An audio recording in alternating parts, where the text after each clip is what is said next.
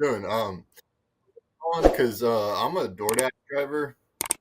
I do like DoorDash and Amazon and stuff, and about 5,000 per month gross. And I've been looking into like doing the cargo van, and I'm not sure if it will be a good move. Like if I'm gonna make enough money to where it's worth all the extra expenses. What do you want Sorry, Yeah. I'm So a you little want to? nervous calling in. You don't got to be nervous. What do you want to do with the cargo van? So originally I saw some people online doing the gig apps, but then I was hearing that if you get like you can get some contracts and then um, yeah, you can get a dedicated route, something like that. I'm not super familiar with the whole space. I'm pretty new to um, the cargo van type of thing. So you want to do some dedicated shit? Like what? How much research have you done? Do you know what what you can do dedicated with a cargo van? Yeah, sorry. I think I need to close out the YouTube because I'm hearing myself talk. Yeah, close out the YouTube. Oh my God, that's so much better.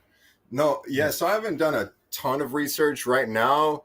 Um, I've kind of been working with ChatGPT to kind of figure out like all the startup costs and like the cost to buy the van and all that sort of stuff. But I really haven't done a ton of research. I'm still kind of like in the process of kind of planning out all the costs. I'm really into like spreadsheets. I have all kinds of spreadsheets with the DoorDash stuff. So All right. So what made you want to do a cargo van if you kind of not really like you just figure like that's the next thing to because right now you're a gigger. You understand mhm. that. You know a gigger, you're a gigger. All right. So Yes, is that sir. like is that the next thing up from being a gigger? Is the cargo van? Is That that how you're looking at it? exactly. Yeah, that's what I was looking at. I'm doing, like I said, I'm doing about easily, consistently. I can do 5,000 gross per month with like the DoorDash mixed with Uber Eats and stuff. So I was thinking if I can gross, close, let's say 8,000 to 10,000 per month with the cargo van, um, that would be an improvement. And then just kind of work my way from there. I can definitely pay cash for a cargo van. I was All looking right. at like a 2008. Go ahead. 2008 what? Savannah or Like a Express? E250. 8250. Okay. Where do you live? What market are you in? I'm in San Diego. Okay. So if you and you would want to do dedicated. So if you go that route, then yeah, I would start researching 3PLs out there that have opportunities for dedicated cargo van routes. So whether it's medical supplies or like packages, um, Hmm. office supplies, things of that nature, I would look into that. And then obviously you can still do the gig thing on the side. Maybe not in the capacity of food. You might want to look more into like Amazon Flex or Roadie, where you can deal with more heavier packages like Roadie doing Home Depot, delivering like vanities and shit like that. Pay a little bit more per stop, Hmm. supplement it like that. So still do gigs to supplement, but you're gonna come from something that's food based, which pays less, to something that's more that pays a higher price because you're delivering like bigger items, like shit from Home I Depot got and you. shit like that. What do you think is the upside potential just for a single owner operator with a cargo van like an E250? What's kind of my upside potential? And I know I said dedicated route. I'm just kind of like throwing out shit that I've kind of heard online, but I've also figured that if I'm going direct to the clients, that's probably a better way to do it. Like pretty, what I'm thinking is like anything that fits in a cargo van, I'm willing to deliver it, What instead of, when you say direct to the clients, what I just I'm just I just want to know what's your thoughts of what direct to the client consists of. for me, I would be thinking it either B2B or B2C. So if, like sometimes I deliver to wealthy people, And I could imagine that they might need something like a couch moved or whatever, or they So, need something picked up same day from Home Depot.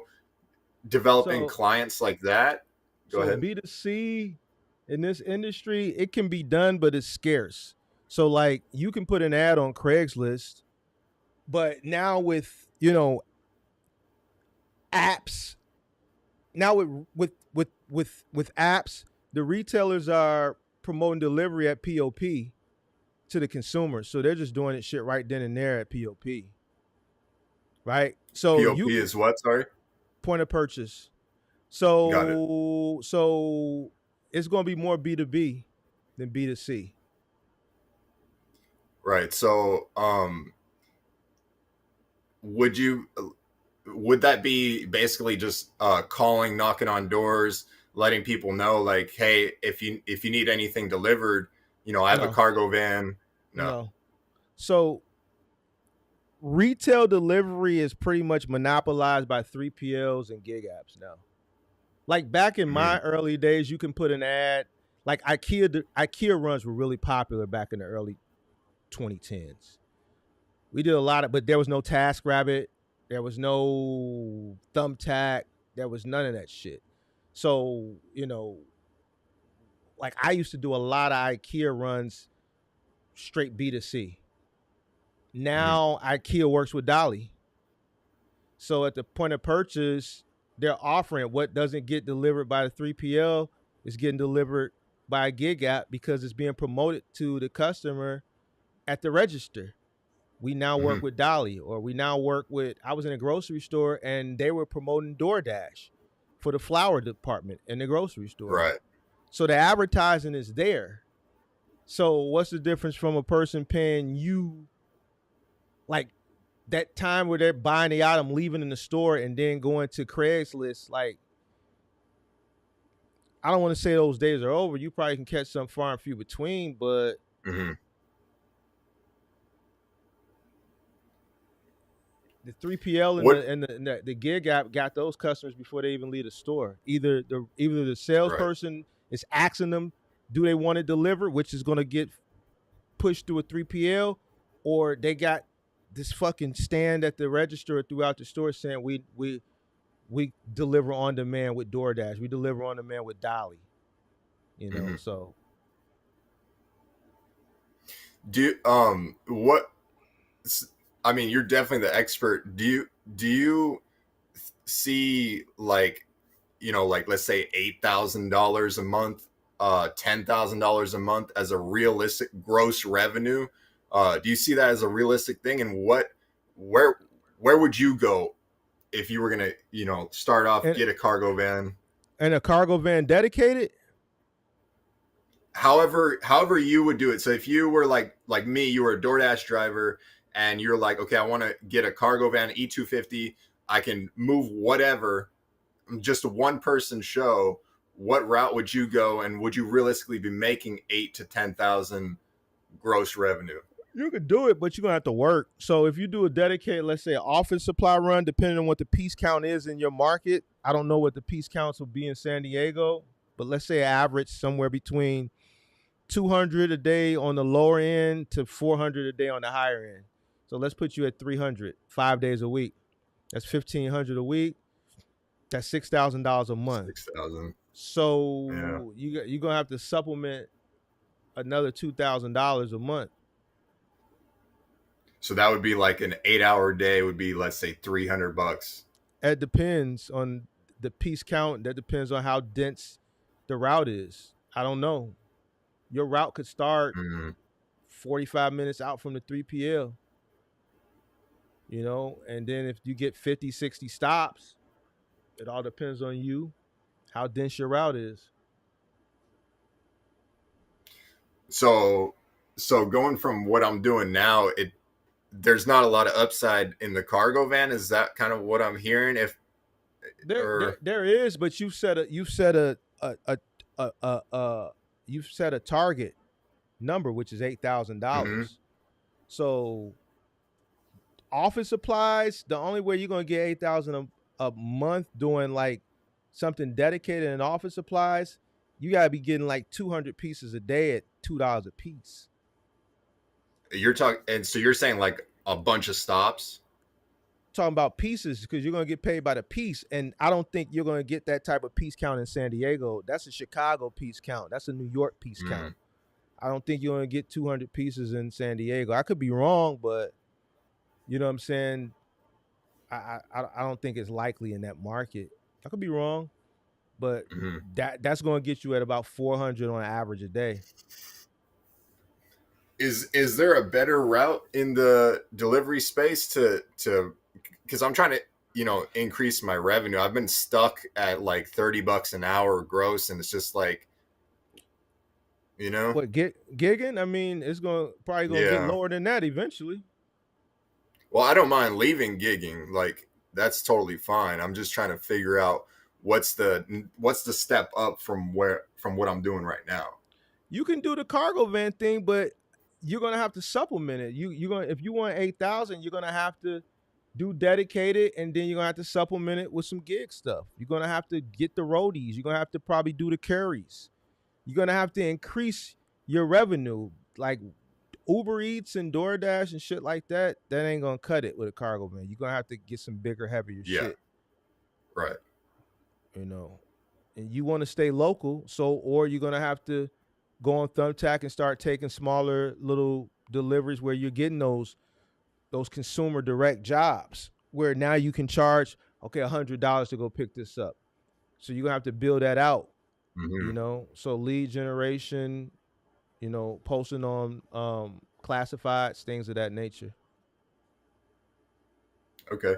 So, do you think that's a worthwhile endeavor to pursue? Or, I mean, we're talking about, let's say, $6,000 for the van, $1,000 for the additional startup costs and equipment, things like that. You would say that the upside is there. Sorry to put you to sleep. No, I didn't put it. It's just late, bro. I'm. No, it's not true. I'm gonna be yawning regardless.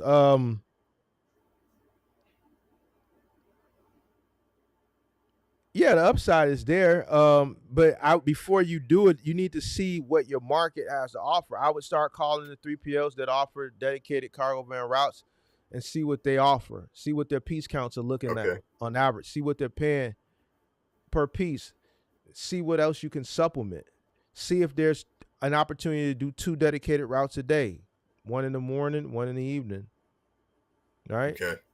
Um, and then once you figure out what the dedicated shit has to offer, then you can determine now how much you need to supplement and which direction you could go in. If you're going to supplement, you're going to have to do a combination of a few things. You got to deal with the apps, and you're gonna have to figure out some business, some consumer direct shit that you can do. Whether it's you know, doing small one man moving jobs, picking up a table here, taking it there, Hmm. picking up some boxes here, taking them over there. Um, Maybe doing small dorm moves in your cargo van, shit that you could do with just one man. Now Okay. that's going So, that's gonna fluctuate because like a lot of those consumer jobs where you're doing like those small little errand moving jobs, that's seasonal. That's going to slow down tremendously. Well, you're in San Diego, so I don't know if it's a all year thing, but for the most part, it'll slow mhm, down probably end of September, beginning of October. mhm. But then Okay. you can pick up the roadies, the carries, the freights, anything that you can sign up with a cargo van and get some type of local gig work directly, picking up shit from like Home Depot, Lowe's. I mean, and you can still do the Uber shit. So I mean, you can keep Right. all the apps running, and if you're picking up food and a kitchen sink from Home Depot, and so be it. Just keep the revenue. Yep. Okay. So it sounds like the best course is pretty much to start with trying to find a dedicated route, then uh, kind of work towards and also have the gig apps, and then try to work towards incorporating some direct clients, and then that's probably my best course of action. Mm-hmm. Yeah. In order to get to that 8, you want to get some premium.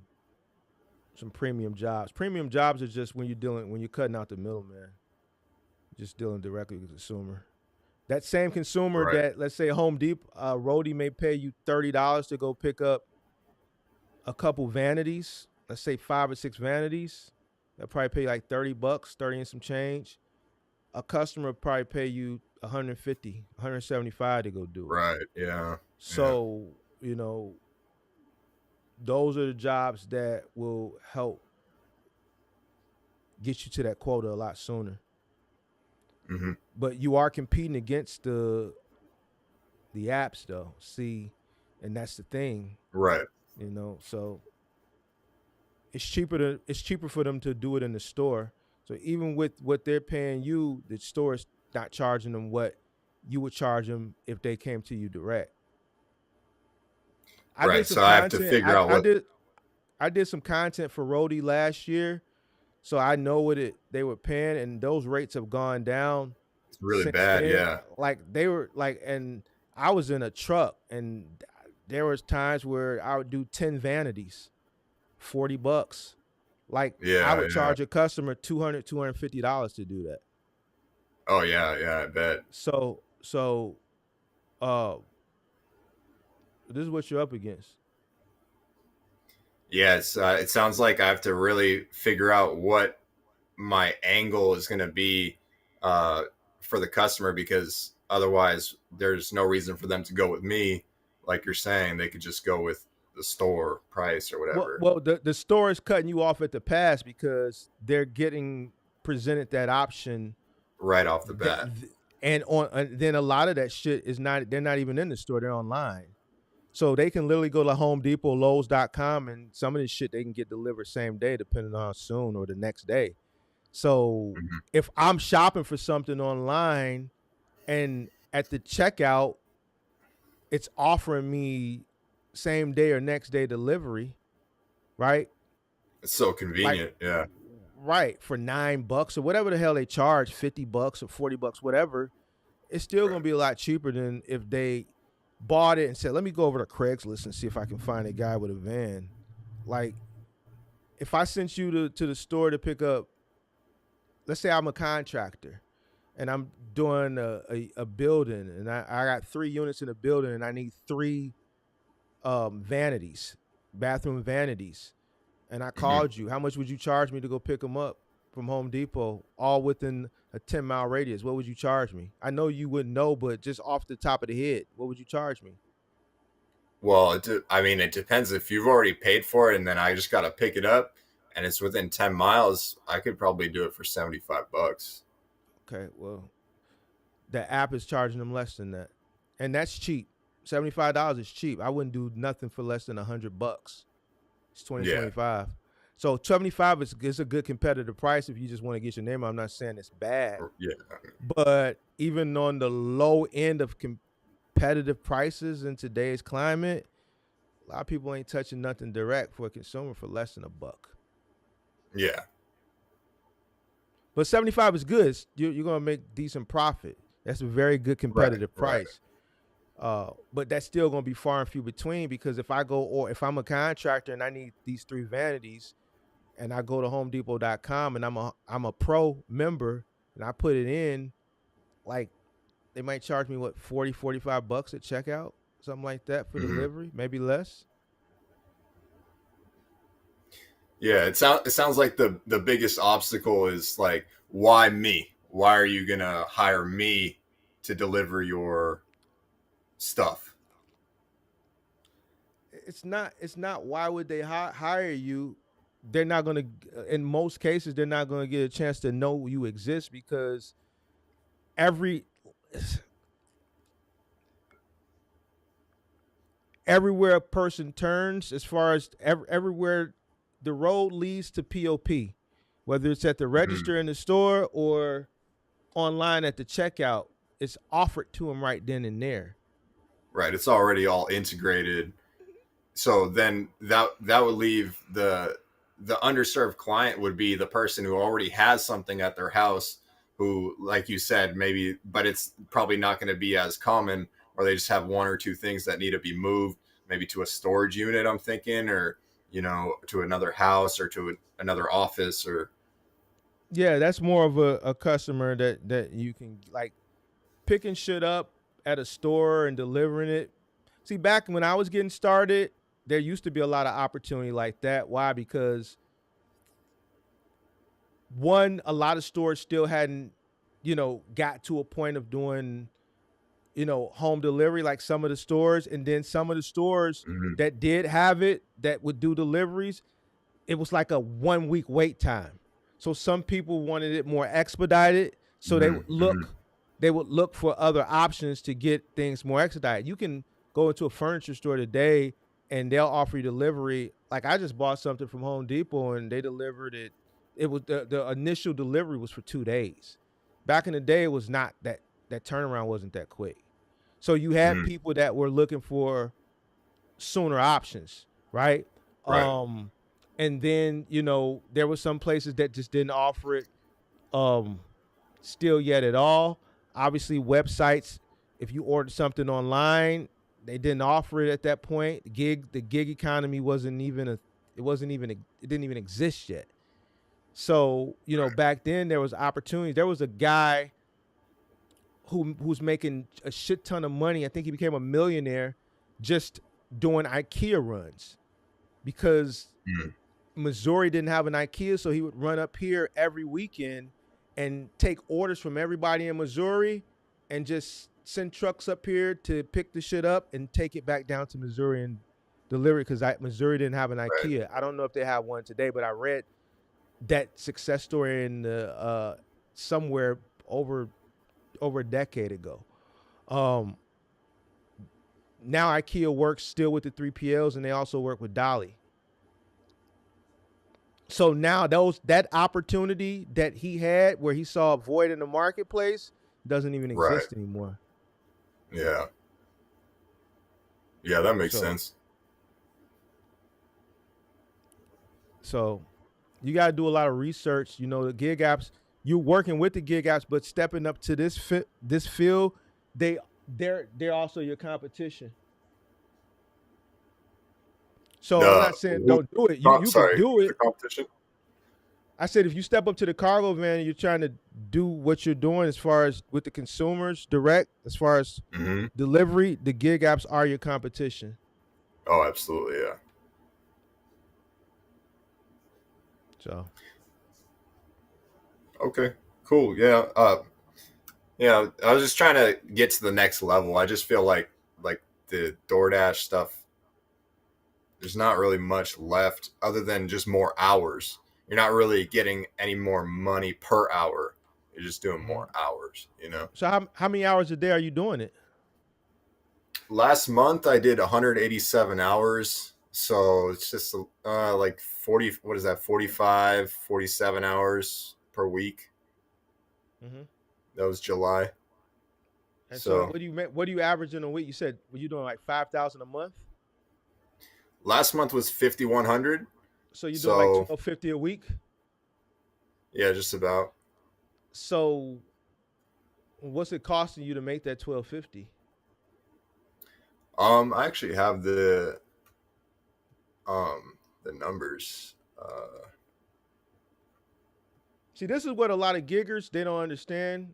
They cry on the internet and they complain about but they don't understand. They call themselves business owners, but then they don't calculate like there's a They don't cost know their associated numbers. with it's a cost associated with doing it, and they're just Yeah. changing So that time for. Go ahead.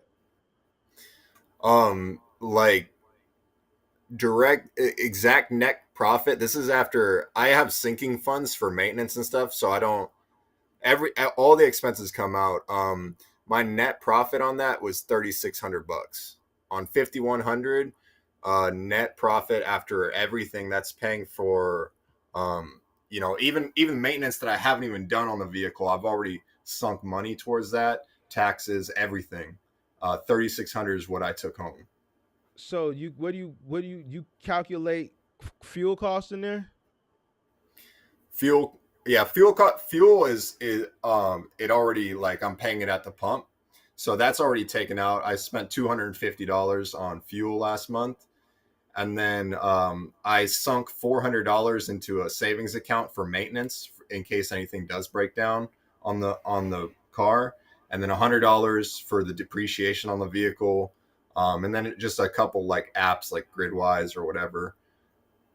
What are you paying yourself? Are you giving yourself a salary or no? I'm honestly I'm paying out the whole 3600 out to myself, but I don't really spend. I'm not a big spender. I'm saving a lot of money, so um, even though pay it all out to myself, I'm not really spending. I just save the money. Okay. All right. Okay.